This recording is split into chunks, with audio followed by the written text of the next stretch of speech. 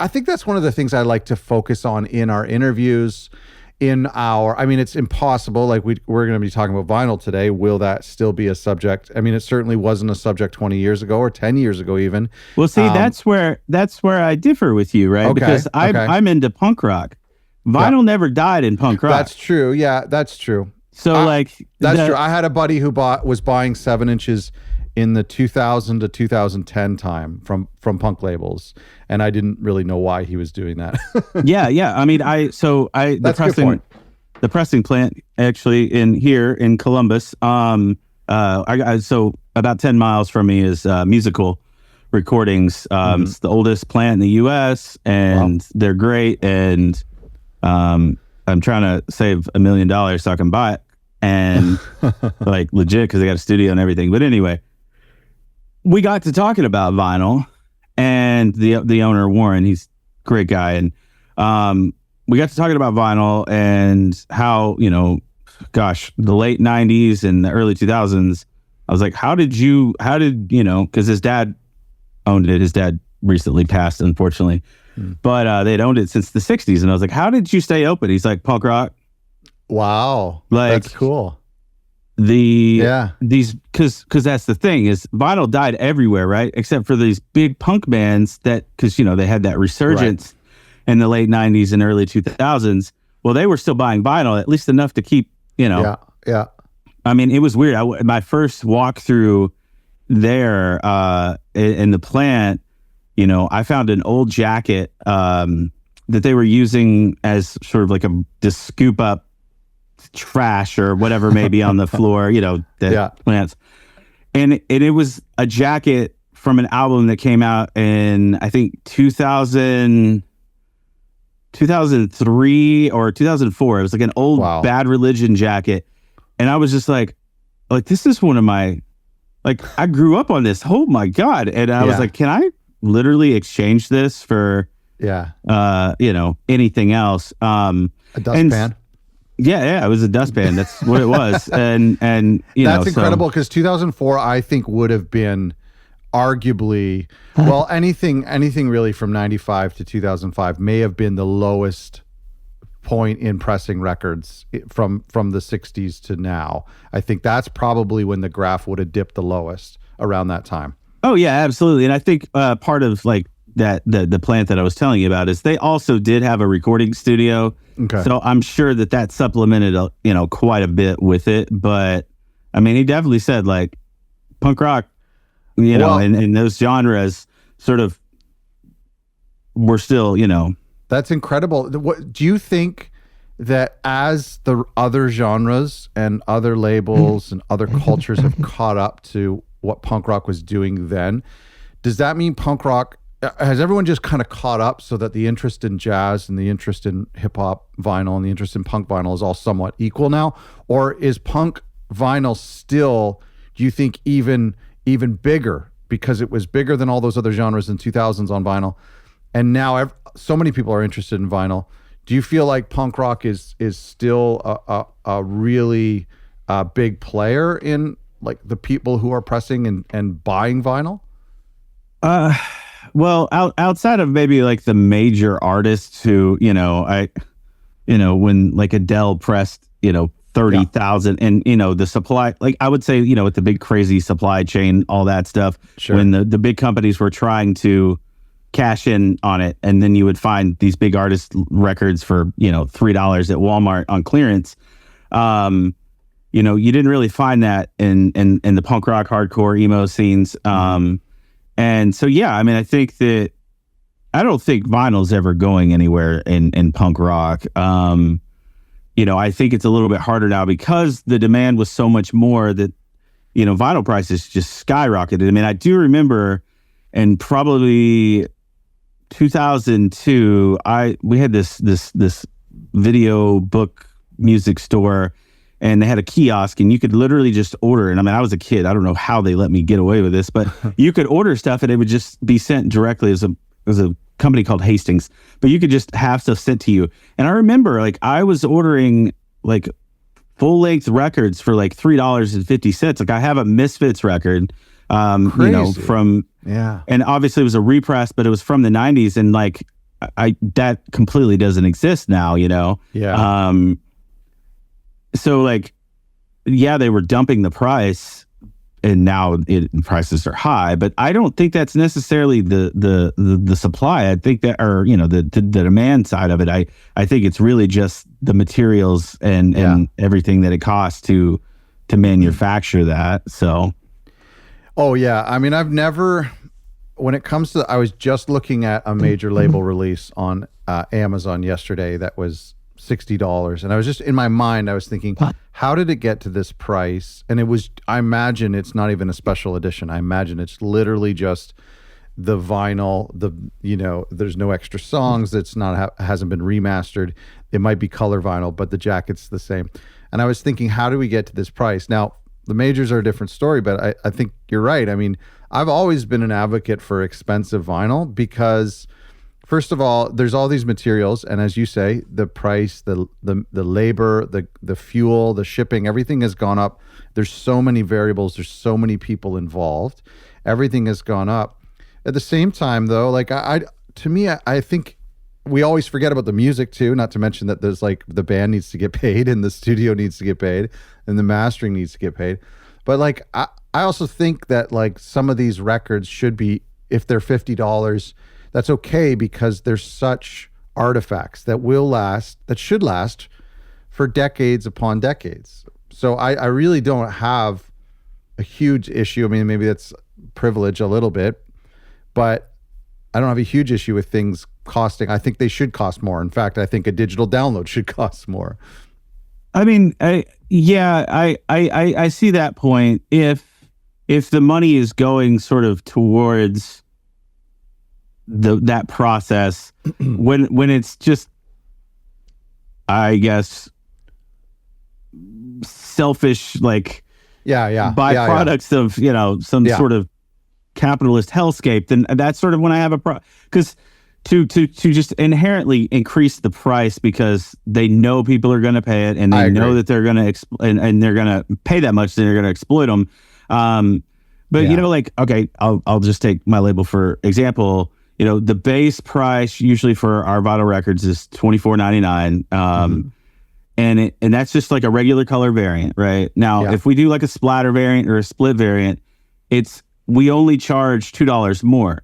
And the reason that $2 is that is literally the $2 difference that it costs me from the plant, right? And that's a labor cost, right? The plant's not charging me extra for the color. They're charging me extra because you have to throw the pellets on there and mix it and do all that stuff, and they're charging me $2. And so I pass that on to the consumer, but not in a way that I am profiting off of it. It is just literal at cost, because then because if I kept it the same price, then I'd be losing $2 a record, and that's obviously that hurts the bands, and yada yada. So what you're saying is there another somebody else, another business person could see that as an opportunity to think, if the majority of these records are black, but we only have 50 in a color variant, we can charge, if you're charging $24.99, you could charge $29.99 because of the scarcity. And so people would think, well, I'm going to pay the extra $5 because there's only a few of these. So you're not doing that. No, I don't. I don't think I have it in me to do that. Like, I don't know. Some people might look at that and say, like, that's like, I don't do opportunities like that. Like, I know that we could. We recently got a band. Honestly, like in January, it's the best month we've ever had as a label, and I felt bad because like I do like automated shipping prices, right? And we've never had a release that's been this popular around the world. Just usually it's just located in the US, and we'll get some stuff outside occasionally. But like, shipping to Germany, like people were upset in Germany because they wanted this, and it was costing them like $30 or $40 in shipping alone, more than what the vinyl was costing them. And, out of my own sort of negligence, I just honestly assumed that they knew that we would have it in distribution. I forget that a lot of indie labels don't have distribution like I have. And so I didn't connect it, and I was like, I'm sorry, like it'll be in distribution eventually, but the variant you ordered is not going to be available in distribution. So like you do still have a special, at least somewhat special variant, and you'll get that. But like a lot of people were mad, and I was like, I don't set the shipping prices. I do, in full transparency, I charge $1 on top of the shipping, and that is for all the packing materials. And I mean, because vinyl, obviously, you really got to protect it. Yeah. And that's it. Like that's still a loss, though. I mean, those boxes are at least $1. Yeah, and it's like, but I also know that shipping's a lot, and I don't mind taking. If I take a fraction of a hit, I understand that in the long run, it's a little bit, but it's like, all right, well, I'll just sell a T-shirt, and that'll make up for these 50 vinyl that's true. A digital download. Every time to me, I always think digital downloads are funding my vinyl projects. Yeah, exactly. And like any opportunity that I can, save money, I do. But also, like, I don't. Just because I'm saving money doesn't mean I'm going to try to put that off on the consumer. Yeah. But I mean, isn't it? Let me just challenge us for fun. Isn't it bad business to not have profit, to not try to make some profit, because that profit, obviously could be going to not just a Porsche, but could be going to like signing new artists, taking more chances, doing more things, growing the company? I mean, that's a fair question. And, maybe I just, I don't know, maybe I suck at business. I don't know. But to me, a few cents here and there, yeah, sure. But like I said, I inherently can't do that. If I know or I feel something is wrong in my heart that is taking advantage of someone. I mean, don't get me wrong. I know full and well this album that we started for pre-sales in January. I know for a fact I could have put those at $35.99. All the special variants, we'd have sold out just as much. Like we sold out of we did like a run of 100 splatters of this particular record. They sold out in 3 days, and I know that we could have set those higher, right? But I couldn't sleep at night, right? Well, that's also good business sense, though. I wouldn't say it's bad business, because you are earning reciprocity, and you are earning. We talked about this in an episode recently, just about how like pricing $24.99 is very low. It's probably the equivalent of $19.99 5 years ago. So that's a really low price. I think you're earning some respect and admiration from your fan base, and you probably are going to sell more records in the end. Well, yeah, and like my entire. All right, so I don't know how many labels have mottos, but ours does. It's for the music, for the scene. And like, I genuinely believe that. Like, that is just like my passion for it. I'm not a musician in any way myself. Like, I couldn't, if I wanted to, I did. I tried. I was in a really terrible punk band back in the day. But I do it for the music. And like, you haven't asked, but like, there's a really, the backstory behind the label is really depressing. And music got me through, and if I can just like kind of pass that on to somebody else, music. I mean, I don't know, like I don't know how it is with other genres, because I'm not in, just deeply embedded in other genres, music scenes, but I know for me and sort of the scene that I kind of come out of, it's kind of about like helping each other, and like, admittedly, I have definitely lost money on this label. It's at different times, right? I invested a lot of money this last year, and the ROI on that was none. But it also set me up for this year, in a lot of ways that I could have never foresaw. I mean, that was the goal, right? But but it was, I don't know, like. I was willing to take a loss for 3 years before we made profit. You know what I mean? Yeah. And I mean, this is going to be a good year. This is going to be a great year. And so it all kind of comes full circle, I guess. Cause like I just, as long as I'm doing right by my artist, and like, I think somebody in an interview the other day asked me, how would I measure success? Is it, or how many records would we have to sell to measure success, or something along those lines? And I was like, I don't measure success by how many records we sell. I measure success by how happy the bands on my roster are. That's a good point. And as long as they're happy, and like not in like they're taking advantage of me way, and I'm just like giving things away or anything, but as long as I can do whatever I can to make sure that their music career trajectories are in sort of a positive way.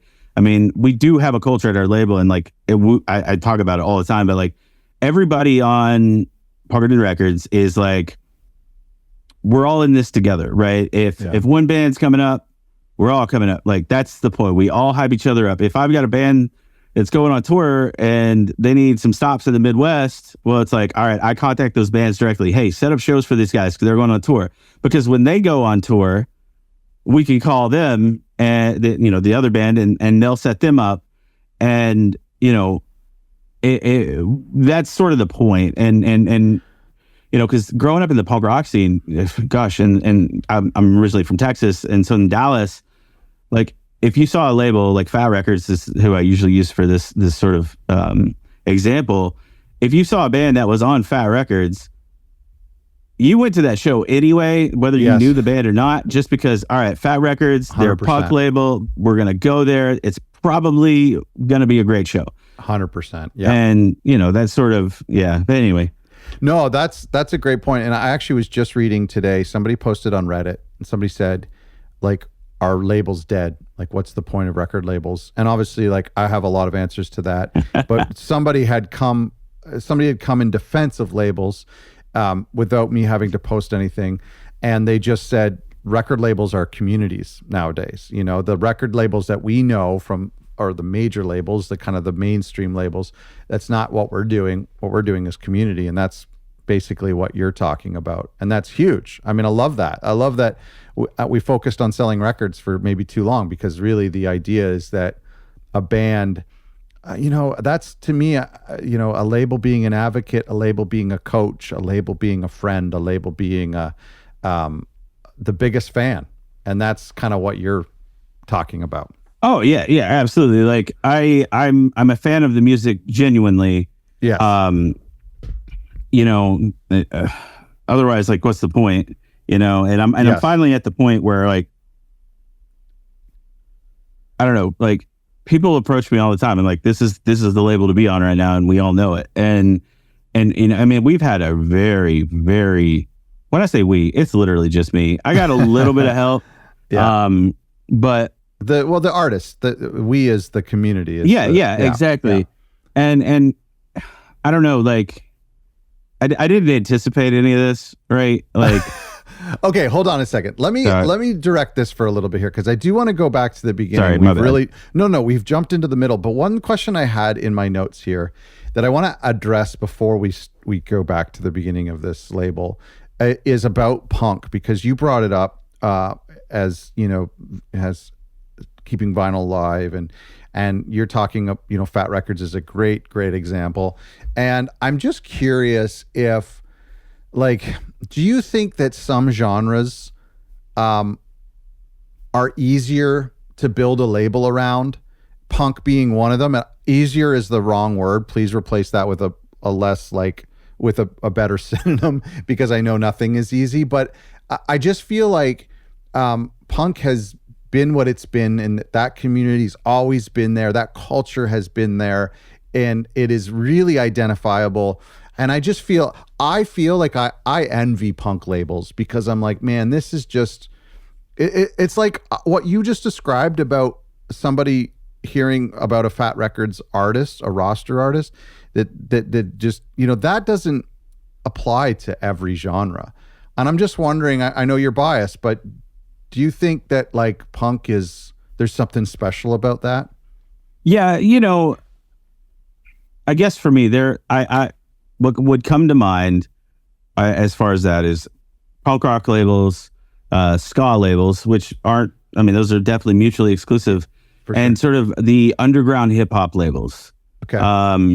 I feel like the community behind those, the DIY, we don't have any money to do this, so we have to, and we're not big enough, right? Yeah. I mean, it's hard to get into hip hop. It's hard to be big, right? There's mega stars, but a lot of it's just really underground. Yeah. There's actually a label that I just absolutely admire called Strange Famous, and it's owned by this hip hop artist, Sage Francis. It was weird. He was on a punk label back in the day, but he's always been underground, and he has his label, and I've always sort of admired that one because he's doing everything that you would expect from a DIY punk label, except for it's hip hop, and it's just amazing. And that's I've been awesome. following them for a really long time, and they've got some really prolific artists on there, and but yeah, so with ska labels and punk rock labels, and it's just sort of that sense of community, because I think we all,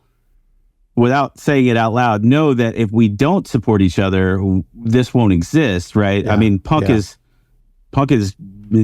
still very much underground in a lot of ways. I mean, obviously, there's rules to the exception with your huge bands, but I mean,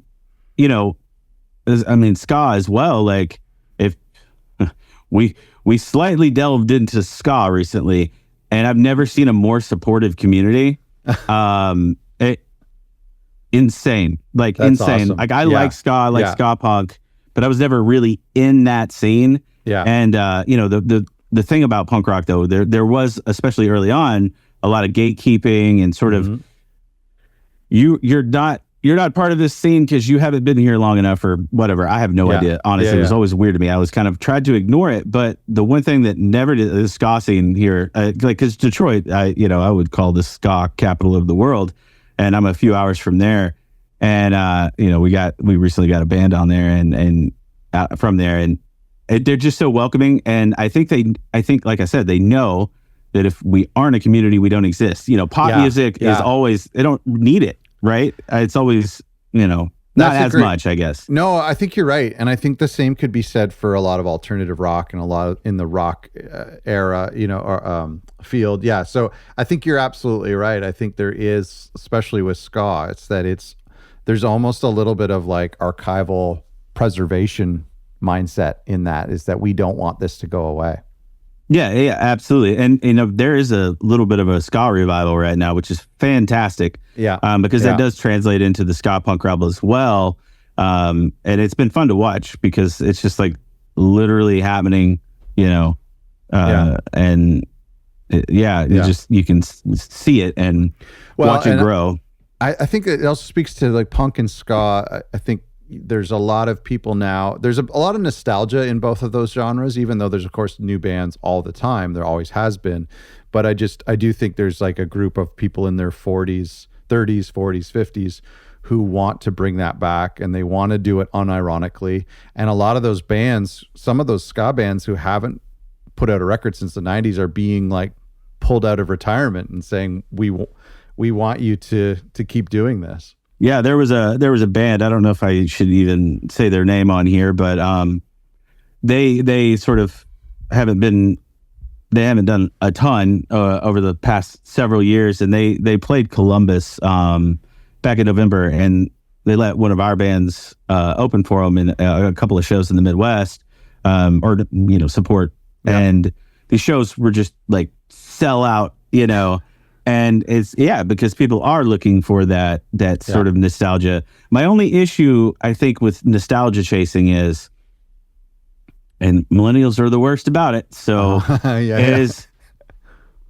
it is harder for new bands to sort of break through and become these, because they just want to listen to. I know. And honestly, I'm guilty as a music fan of that. I'm getting to an age where I'm less open to new things, just in general. That's just what old people do. But I'm just starting to gravitate more to my childhood records. So I definitely see that. I was curious actually about, and again, I still haven't let you go back to the beginning, but we will eventually. But I was curious about, like, I saw one release, I think it was the I'm not even going off of my notes. That's how like all out of the sync we are here. But it was maybe the Dreadnoughts. Is that what it's called? Oh, well, there's. Yeah. But I'm curious because it looks like that record was released a couple of years ago, and yet you have a pre-order for vinyl. So are you breaking new artists, or are you saying, hey, here's a record that's a great record that everyone loves that's never been on vinyl, let's give it a proper release? Is that part of your business model? I don't have a business model. I have been lucky, and my wife talks about it all the time. Stuff falls in my lap. Right. I'm a very personable person. That's not luck, man. That's not luck. That's like doing good work. I know, but I have a hard time giving myself credit for things. Okay. I've got just severe imposter syndrome.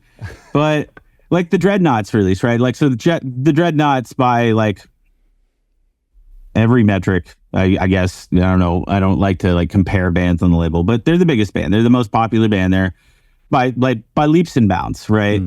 And you know, they were on a label, a Canadian label, and, you know, I don't know the label. I don't know them personally. You know, like, I have no idea how any of that went. All I know is last year, the Dreadnoughts were I didn't even know who they were. I had no idea. I haven't listened to Celtic punk rock in a decade. But somebody I knew was doing a festival in Cincinnati, and the band wanted to play, Dreadnoughts wanted to play that festival, but they needed another stop. So I just called up a promoter here. I was like, hey, I'd like to put a show together. I've got this band. Can we do it? So I was just trying to help out a friend. I started listening to the Dreadnoughts. I was like, oh, I like this. This is fun. And the show sold out like 6 or 8 weeks before the show. Wow. And then suddenly, like, there was an issue with the festival, and they aren't going to play it anymore, but they've got their show in Columbus, and they need somewhere else to play, or they can't do it. And I'm like, I can't. You sold out the show. Like, I don't want to cancel that. That would be awful. So I did what I could. I tried to pull some strings. I worked my butt off to try to give them another show, and we did. We had some friends of ours who were, I didn't know at the time, the Dreadnoughts were their favorite band, so they were more than happy to help. Yeah. And so I got them the show. And the first show wasn't as good because we had like 4 days to promote it, but the other one was a sellout, and it was great. And then, of course, they wanted to do another show, and I was like, yeah, absolutely. And it almost sold out. We doubled the venue size, and it almost sold out. And this was literally like the first week of January. But also, they were fighting against a snowstorm and an Ohio State game. So that was like huge things. Huge. And the fact that they were like 40 tickets away from selling out a very, very nice venue. I think that they noticed that if I tell somebody I'm going to help them, I'm going to do everything I can. Right. Otherwise, I don't see the point. And I really did try, and like, they made money and, all these different things. And I think they kind of have heard through the grapevine, and I don't know, I got randomly approached, and I think we can announce it now, but they do have a new record coming out that we are going to take care of. But like, I didn't want to wait. Right. Right. I see. And so I was like, Green Willow was never put on vinyl, right? Well, would you like to? I'll do it. Right. That can be our first thing together. And, I came up with some contracts, and they liked them. And to me, like, working with them is great.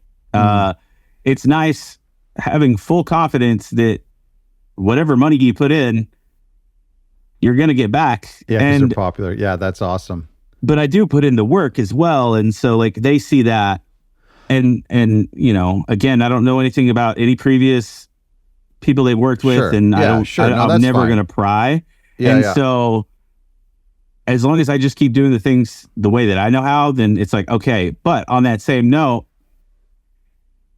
I never really thought about reissuing anything from the past, right? It's always been smaller bands, but I did just, I set a contract, and I got a counter offer the other day from a band who is literally my favorite band of all time.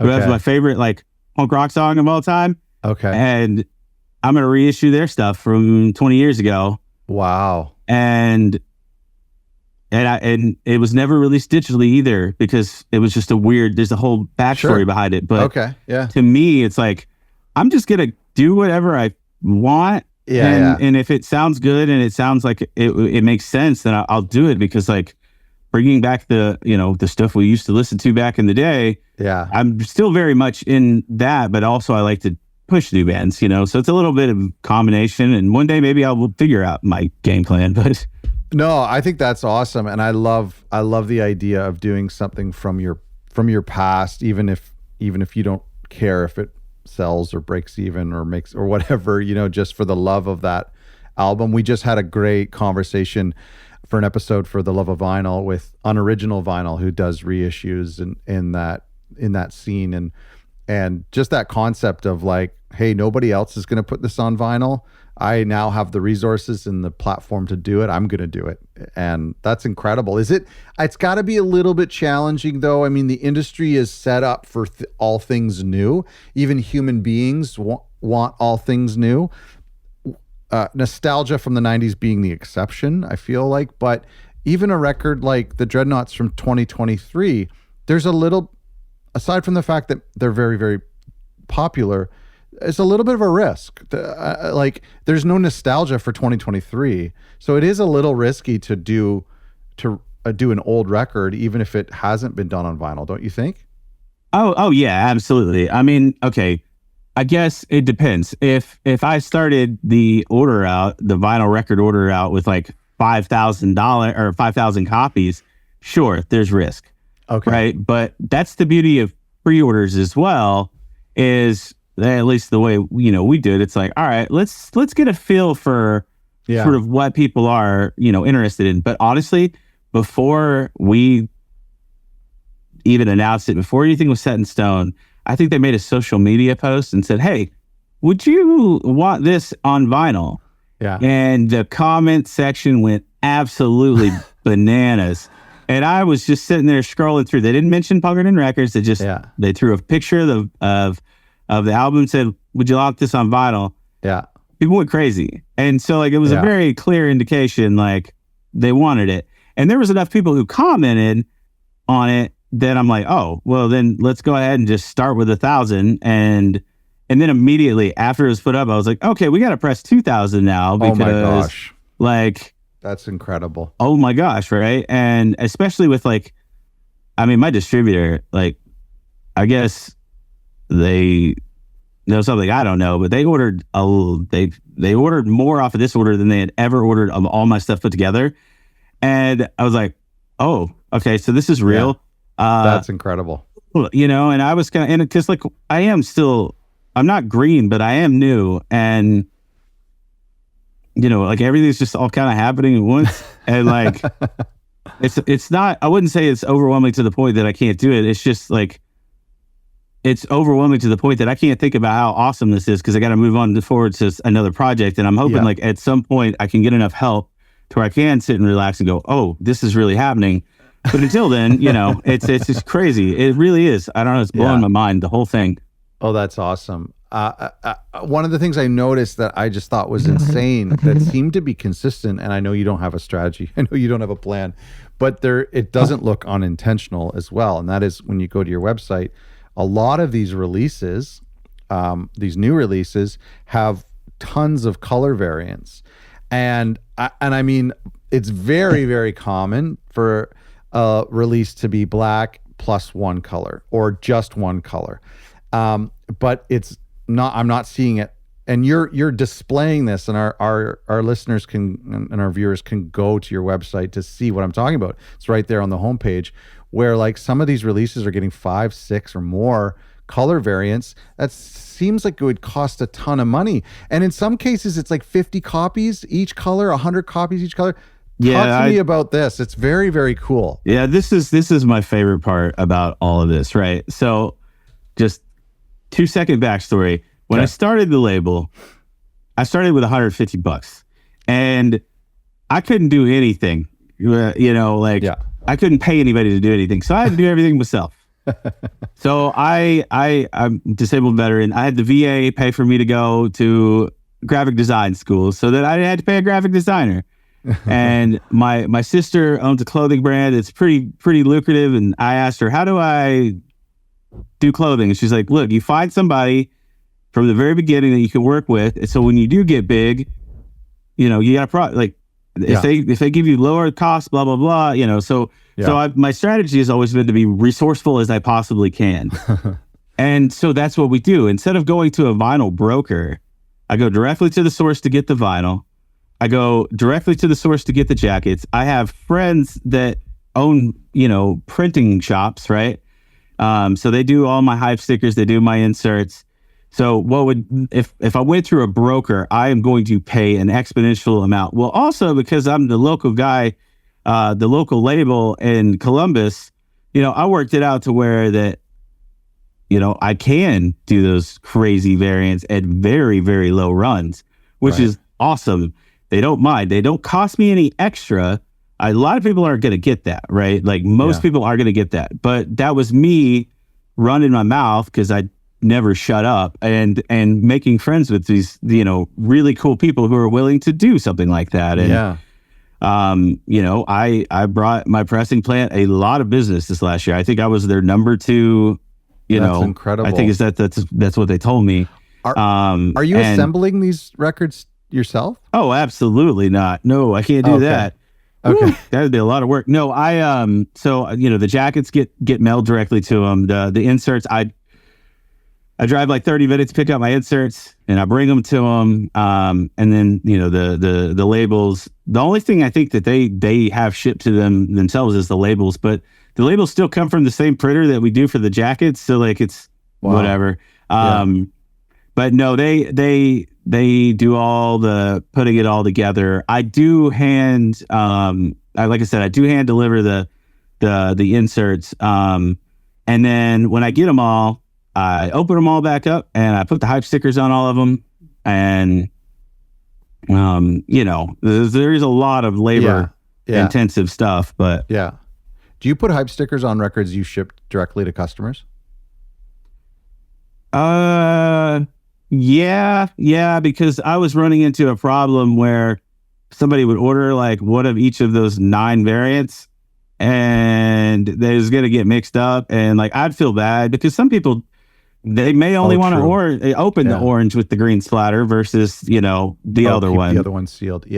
And I don't want them to get mixed up or confused. I think actually it has to do with during the pandemic, I ordered this band, the Menzingers. I ordered their record and they sent the wrong one. And I was like, oh, they got that mixed up.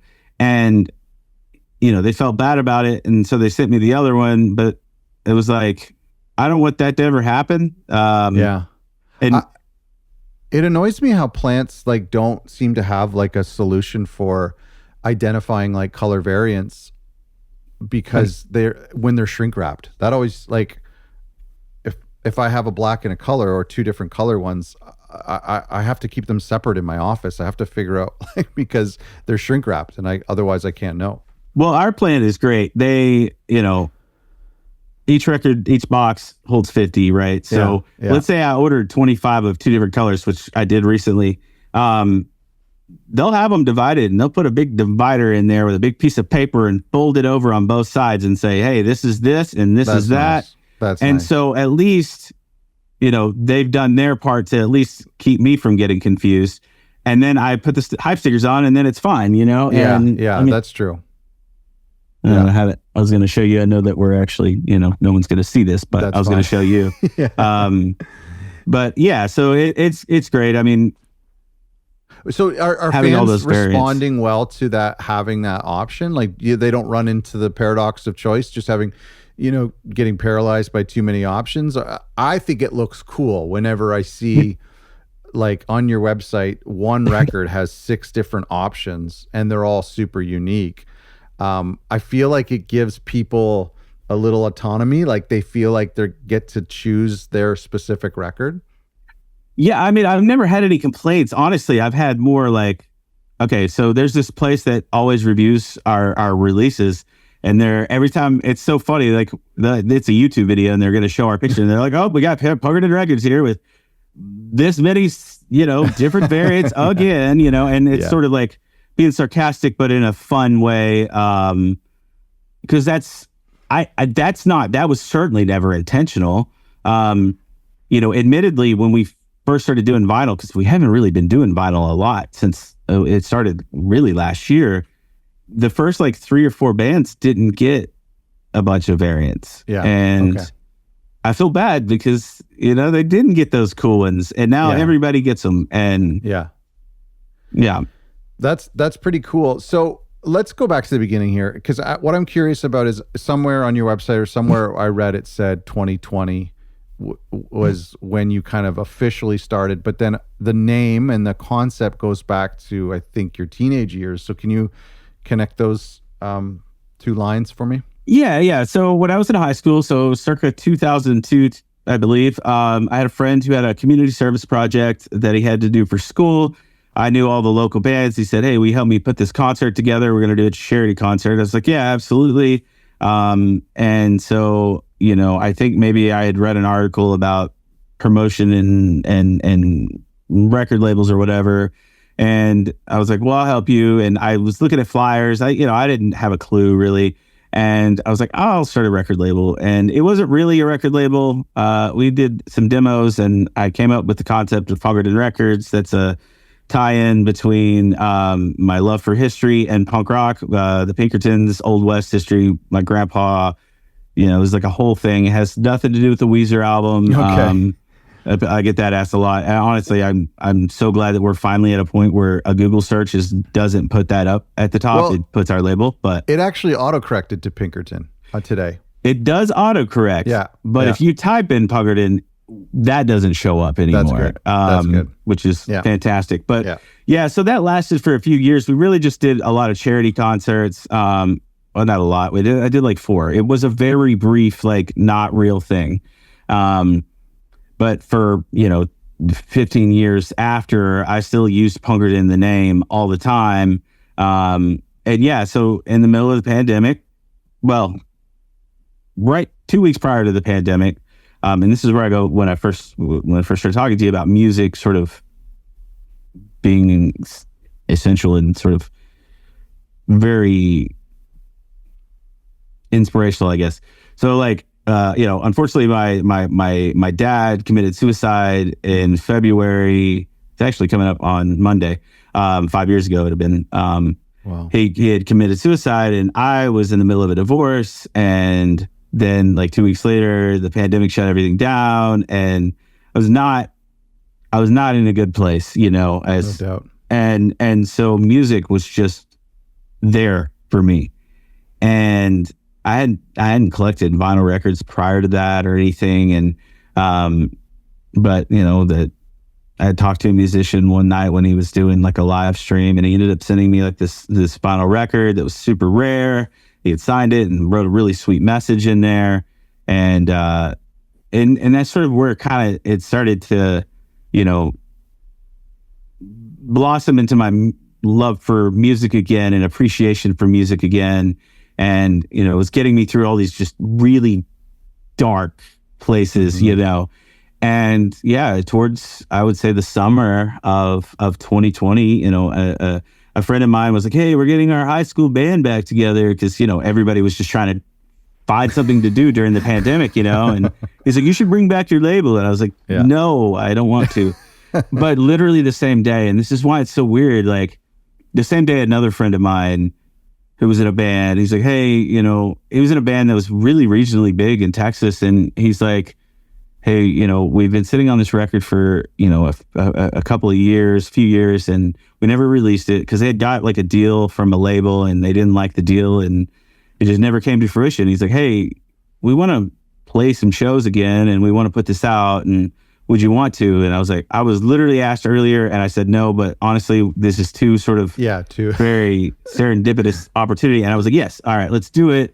And that's all it was supposed to be, is just me putting out my friends' like stuff. Digitally, you mean? Or on CD or? Well, originally it was digitally, of course, but also CD, but like I didn't know that CDs weren't a thing anymore because, I had been gone from music. And so, I ordered a bunch of CDs. Yeah. They didn't sell until we got into distribution and I sold out. I'd been sitting on stuff for 3 or 4 years. Wow. I do distribution for a month and it's all gone. Wow. And I never saw that coming. And that's for CDs at record stores. Yeah, the market in Japan and the rest of Southeast Asia is just insane for CDs. And thank goodness, because they had been sitting there for years. Are you doing CDs moving forward? Oh, I'd never stopped doing CDs because at the very least, I mean, first off, CDs don't cost that much. But that's true. Yeah. I like to do CDs for EPs especially because like the ROI is not there, but it's a product. It's something for a band to have on their merch table.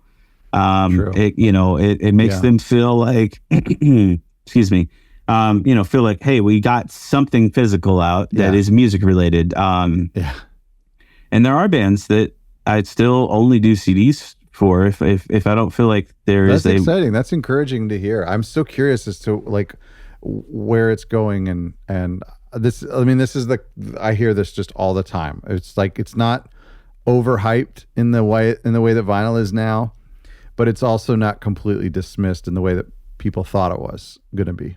No, and if I was only sitting out to the US or even Canada, okay, maybe we would have a different discussion about the viability of CDs. Yeah.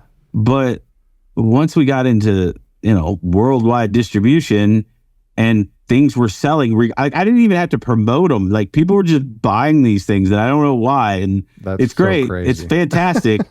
And I'm not even gonna, say no to that. But every order, used to be like, all right, I'll give you 100 CDs, like whatever. But like, I don't think we do less than 500 on any pressing anymore, just because oh my gosh, that gives the band quite a bit. Yeah. And like, we kind of have this thing where like we give the bands like 10% of whatever production is right up front. No questions asked, no royalties to the label. Like, it didn't matter if they owe us money. It's like, here's 10%. This is your, like, do what you got to do. Now, if they want to buy some more from us to sell at their shows, they can use that money or whatever they got to do. Yeah. And so like, it's like, all right, well, if I'm doing 500, well, they're getting 50 right off the bat. So that's out of the, cool. And then distro orders a minimum of like 100 anyway on the CD. So it's like, all right, well, we're already got 150 out of this. Yeah. And so, but honestly, like in November, it was insane. Like every CD release I had ever had, I had to reorder. And like, CDs don't cost that much when you're doing 1 or 2 or 300 and spread out over the course of, several months. Years. In a month, it was it was a whole thing. That was a lot of money all at once. But I wasn't going to tell distribution, like, no, you can't, that's not going to happen. So it was just weird because that had never been a thing. And again, it's fairly new to a lot of this. And I don't know, it's been great. So then, so 2020, you're doing your friends' releases, digital and CD. When I look at, for the fact that you're a 4.5-year-old label, when I look at things and the fact that you're selling those quantities, I know that there's a lot of people, myself included, who are confused and jealous and it's like, I mean, this is what a lot of us aspire to do, is to put out records that people want, because we know we like them. You've said that this is surprising to you, but I mean, at what point between 2020 and 2025 did things really catch on and become really surprising and not normal for a 5-year-old label? I didn't know this wasn't normal for a 5. I don't know. I do want to preface all this with, I went into all of this not knowing what a record label really did. And there's beauty in that, not knowing. Yeah, I guess so. What I don't know. Yeah. And so I just took what was in my mind and what I thought a record label should do, and I started doing that.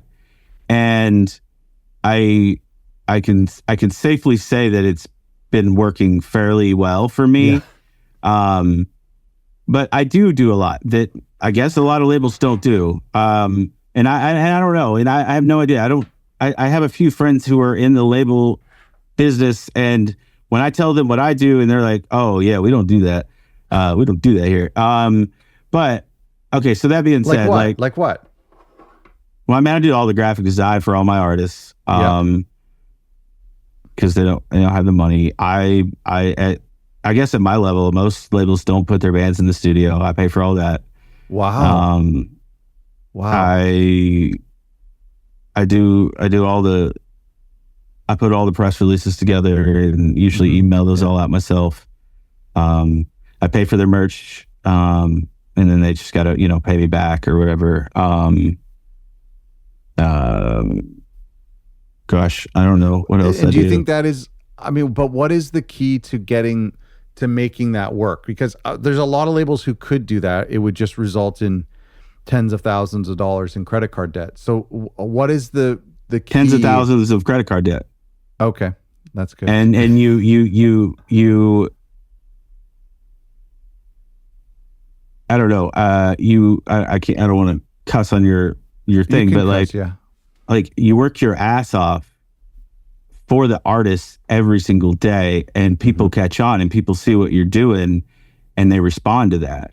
And yeah, sure. I spent, I started the label with $150, and I didn't lose any money. I mean, on paper, I lost some money because I had to buy, a computer, and I had to buy this and that, all this stuff early on. But then you also get like, I don't know, a lot of it is luck, I think. But like, yeah, I spent a ton of money. It's weird. Like I don't know how to explain it. Like, I'll just use last year for example. The first record we released, they broke even within 2 months. People just started listening. It was great, and they came to me with a full record. But like I said, I don't measure success by how much money we make or bring in. I measure it by how happy the bands are. And like, there's a band that still owes me like $5,000 or whatever, but they're doing big things, and I know that eventually that money is going to be paid back, and that's smart great. Of you. Yep. Now there is a lot to it. Also, I am in a position that is unlike most people. When I was 26, I got jacked up in Afghanistan, and I'm disabled. I had real bad nerve damage. I had severe hypothermia. I'm in constant pain every day. I can barely walk most days. I have a cane on the days that are worse than the others. I got severe PTSD. All my best friends were killed. Like, it's a really bad situation. But I say all that to say that, right now the U.S. government takes care of me, as they should. I don't have any qualms about that. Yeah. But that means that I can put in this effort, and I can put all this in, and at the end of the day, I basically get to work harder for the bands, because the label is not what I rely on to make a living, right? And it's just one of those unique situations that most people I know don't get. And it's really good of you to admit that, because there's a lot of people, I know there's people who started labels and they have a partner or a spouse who, can take care of, give them a place to live, basically, right? They take care of a lot of that stuff that for some people, they have to focus on their day job to keep their family alive. And I think I appreciate you kind of being transparent about that, because that's important for people to know, because a lot of people will criticize themselves for not being at a certain place with their label because they're busy taking care of their needs or their family or whatnot. Yeah. And like, I know I am, and it's not lost on me that I am in that unique position, but also I don't want to discredit how hard I do work and the connections that I do make, we've heard that in the past 50, 60 minutes. We've heard that like, that's very evident. And this is, you've said luck 4 or 5 times, and I don't really I think you've put yourself in a position to be lucky. It's, the two friends calling you to say, can you start a label on the same day? The fact that they called you on the same day, that's luck. But the fact that they called you in the first place, that's not luck. That obviously has something to do with who you are and how they trust you, so there's nobody is listening to this thinking that this is luck or that things have been handed to you. It's a ton of work. Yeah, I mean, I guess I don't know. I just have a lot of I don't ever want to come across in like a negative light, because like I don't want people to be like, oh, that guy's arrogant, or that guy's cocky, or that guy's doing this and that or whatever, because like I have this really bad like I said, imposter syndrome, and I have this really bad like self-esteem issues. Sure. And so like I don't know. It's like a thing, and like I think, and you can ask me to be on the label, I'm so bad about this. Like if we're discussing business stuff and it starts to come to the financial things, like I don't even want to talk about it. I'm like, yeah. I'm like, like you're in good company. You're in good company. Yeah, I just don't like to have those conversations. Yeah. And so, but to answer your actual question, as soon as the pandemic was lifted, I had sort of networked with some people. So our official legal day is December 10th, 2020. Okay. I had sort of messed around with it, and up until then, excuse me. But the pandemic was lifted eventually in June of, or the restrictions in June of 2020, June of 2021. And so I started kind of messing around with the local Columbus scene, and, I made some friends and who, introduced me to certain people, and we started just networking, and it was still a hobby, to be clear. Like we were not doing vinyl. But there was this band that was from Ohio, and I had kind of thought about doing, vinyl, and they're called Lame Ass Dads. They're from Toledo, and they had this song called Nowhere, Ohio. And I just love this song so much. And I was like, I want to put this, it was a good record, and I wanted to put it on vinyl. I was like, look guys, whatever it's going to take, like I want to do this. And they were all about it. I knew it was going to cost them money. I was like, I'm willing to lose money. Like, I don't care. Well, I didn't lose money. It did okay. It did pretty good on the pre-orders. And up until a month ago, it's like the #1 pre-sales. And I was like, this is easy. And it was, and I was completely dead wrong. But I would say summer of 22 is when I really started to kind of go, this label thing, I should probably, I'm doing okay. And people were really receptive to the way that I was doing things. And that was really like sort of confirming, and it was great. And, but honestly, like I'd say the fall of 22, I was ready to, I took on some other projects. I was overwhelmed. Things weren't going very good. I mean, it was a 6-month shift, and I was like, I am not even 6 months, like 5-month shift. I was like, I am ready to quit. And I called all my friends. Like, I think I'm going to get rid of the label. I was so I was going through a lot of personal stuff. I was just ready to just like, and this kid, I say he's a kid.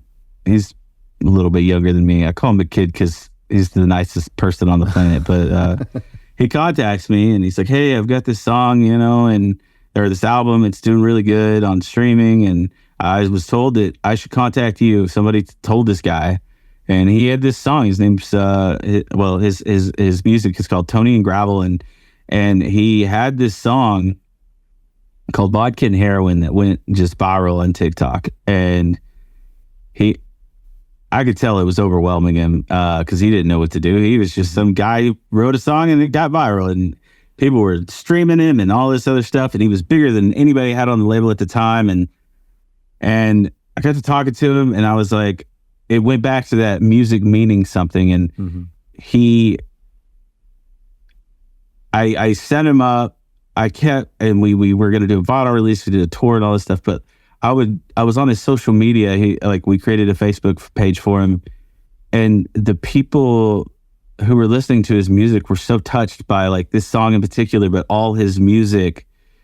And I was like, music is it changes people's lives. Like it means so much to them, and I mean, these people were just telling these very personal stories, and that was the first time I'd ever really seen that, you know, and that was sort of like the catalyst. Like I booked my first tour in early 23 for him, and I didn't know how many days I should book, so I booked like 45.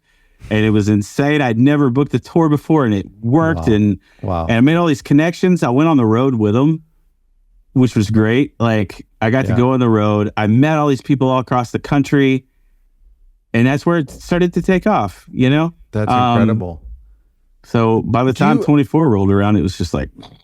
One of the things that I'm curious about is my last question. One of my things I'm curious about is the artists you work with. This guy had a TikTok song. The Dreadnoughts have a massive following and are selling out shows. Like, is it good business sense to look for those artists that compared to, let's say, an artist that no one's heard of? Because I know a lot of labels in our community, the artists that they're signing, that they're working with, they have to break completely. They have to try to get a TikTok to go viral. They have to try to get people to pay attention to their music, writers to pay attention to their music. So when you're working with an artist now, do you prefer it to have a bit of a following, or do you sometimes break completely brand new acts? All of our artists are brand new except for those, okay. The Dreadnoughts and this Tony and Gravel, and then Rookie of the Year. Those are the only ones who came with sort of an established fan base. The other, I'd say 20 bands we're working with, they, you know, and... Is that job harder? I don't really know how to... Is it harder to get them recognition? And people listening? I don't know. I you know, because I only work with people who are good people. I only work with people who are already working hard. You know, if I could be that little stepping stone to break them, you know, we did have some Middle Out on our label had 54 monthly listeners when I first signed them, or 34, I think. and throughout the summer, they were averaging, you know, several thousand. They were an artist of the month at the Punk Rock Museum. Their album was on everybody who was able to hear the album records, like top 10, top 5. I mean, the record I just hung it up today was in an article on the Boston Globe. Like, it's amazing to see that they were on everybody who heard, and in our genre, right? Of course. Of course. But that's amazing. That's a goal I have for every band. Like, I want them all to just, are you, okay, because you're talking about vinyl, are you familiar with Goldmine Magazine? I am, well, only because not only, but I am a little bit, but I saw a piece you did with them. Yeah. You should check them out. They're like the Rolling Stone of vinyl records. You should definitely check them out with all the vinyl stuff you're doing. Yeah, for sure, I will. But like the fact that they put 2 of our bands on their top 10 of the year. That's huge. And it's only for vinyl releases, right? So this is literally any genre everywhere that they could have put on there. Yeah. And like that, I know that at the end of the year, I don't care if anybody wins record of the year. I don't care any of that stuff. It doesn't matter. It's not but when it does happen, and when things like that happen, man, that means so much to me, because I know it means a lot to the bands. Yeah. You know, we're not even trying for Billboard. We're not trying for a Grammy, like, you know, whatever. But like, it's nice if the bands are happy. Again, if the bands are happy, I'm happy. So that's a great litmus test. Listen, these are my favorite types of labels to talk to. People who don't know how they're doing it well, but they are doing it well, and that the fans are happy. They're happy. The artists are happy. It's incredible. So congrats on everything that you've done so far. It's been really inspiring to talk to you. No, I appreciate you taking the time. Like I said, very early on, I was watching your YouTube channel That's good. I'll take all the credit then. Yeah, no, it's all you. It's all you. If I find a problem, I'm like, I wonder what he has to say about it. But thanks so much for chatting with me.